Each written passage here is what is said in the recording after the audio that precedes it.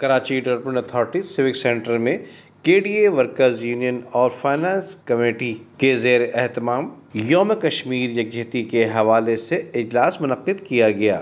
اس تقریب سے مرکزی چیئرمین محمد اشرف صوری، ایڈوکیٹ جبکہ CPC پاکستان کے افتخار علی خان، صدر workers union chairman finance committee Aziz Khan, general secretary Kabir Siddiqui اور ورکرز یونین سمیت مرکزی رہنما محمد عثمان راجپوت، ساجد حسن نے بھی خطاب کیا۔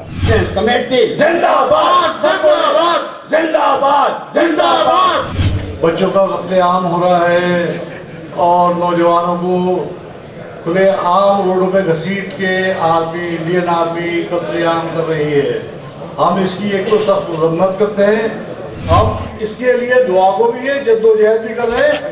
کشمیر میں 2 مسلمان رہتے ہیں، صرف ایک شہید اور ایک غازی۔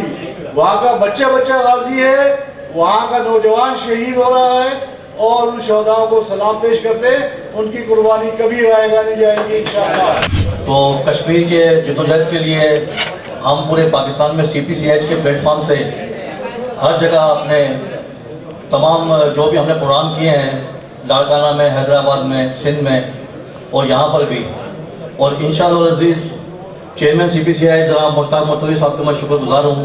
ویڈیو کو لائک کر کے فیس بک اور واٹس ایپ کے ذریعے دوسرے لوگوں کے ساتھ شیئر کیجیے اور ایسی ہی خوبصورت ویڈیوز فیوچر میں حاصل کرنے کے لیے ریڈ بٹن پر کلک کر کے اور بیل آئیکن کو پریس کر کے ہم سب کے سبسکرائبر بننا مت بھولیے۔